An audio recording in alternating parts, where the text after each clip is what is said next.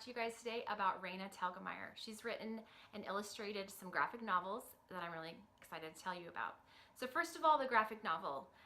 When I taught high school English, I did not like graphic novels. I did not want my high schoolers reading graphic novels because I felt like they were not up to their level and that they could be challenged more. And I still think that's true for the high school classroom. However, graphic novels for elementary kids, I think, are so fun and beneficial to their reading life. So let me tell you a little bit more about them. Okay, so let me start with Smile. This is Raina Telgemeier's story of a true story that happened to her when she was in 6th grade. She had a dental accident and had to have braces and had some drama there as a 6th grader. And so you'll see a graphic novel is basically like a cartoon, like a comic strip.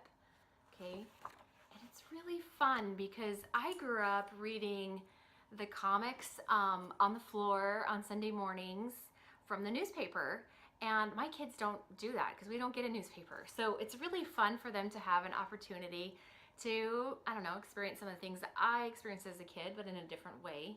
And they're just really fun reading. And the pictures are awesome, but they're really fun because the kids have to get clues from the illustrations and kind of get to know each character in order to understand what's going on in the story. So they do have to do some close reading and make inferences and do some of those important reading things that teachers talk about while they're reading these books. Okay, let me tell you about Sisters. Okay, so this one is also autobiographical about Raina's life. She talks about being really excited to get a younger sister, but then once the baby comes, and especially once she gets into toddlerhood, she's not so sure that being a big sister is that great anymore. My daughter, who's in 3rd grade, loved it. She can relate to it a lot because she has 2 younger sisters, and currently we have a 2-year-old in the house, so you can imagine she gets her little creations destroyed quite often because our little 2-year-old is very curious and troublesome. So anyway, really fun book about kind of her true growing up experience with having a younger sister and some of the ways that they end up bonding. So it's a sweet story. And again, just really fun illustrations, really fun reading. In addition, sometimes my daughter will read this over and over and over again, which is really cool. So most other books she'll read once, but these graphic novels she'll read numerous times. So she gets lots and lots of practice reading. Okay, last but not least, I'm super excited about the Babysitters Club. So I grew up on these books by Anna and Martin.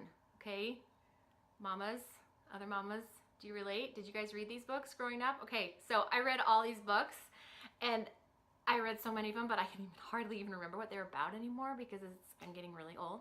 But I was super excited when I found these. So basically, Raina Telgemeier has illustrated and turned this original story by Anna and Martin into a graphic novel. So again, it looks like the other ones, okay? So she's kept pretty true to the storyline and the time period that these took place in. The kids are calling each other on old-fashioned landlines and climbing up into each other's bedroom windows to communicate. They're not texting or anything like that. So it's kind of fun for our kids to get to see what it was like back in the good old days before cell phones. So anyway, really excited about these books. So much fun. My daughter's read the first one and the second one. We just got them from our library. We've got to go back and see if we can find number 3 and 4. There's 4 books out so far in this series.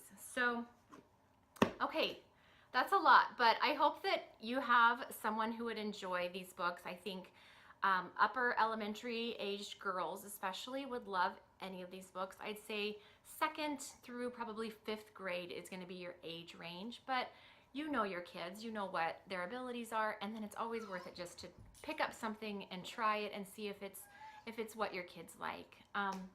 I'm sorry, that's my dog. He's so noisy. I tried to keep him outside of the office, but he pushed his way in and was just crying. So sorry you had to listen to the dog crying, but he's just crazy. I can't do anything about it. You want to say hi, Charlie? Okay. Well, anyway, these are these books. You should still get them. You should go get them for your kids. They would love them. Really fun reading. If you need any other tips on helping your kids read more this summer, I've got a whole post on 8 ways to help your kids read more this summer and some other resources on my blog, smarthappymom.com, and then just go to books and reading and they're under family literacy. So anyway, I really want to help empower parents to help their kids become better readers and to help educate their kids, whether or not you homeschool or whether your kids are in public school. Parents really are the greatest key to helping their kids have a great education. So anyway, hope this was helpful and we will be talking to you soon. Bye.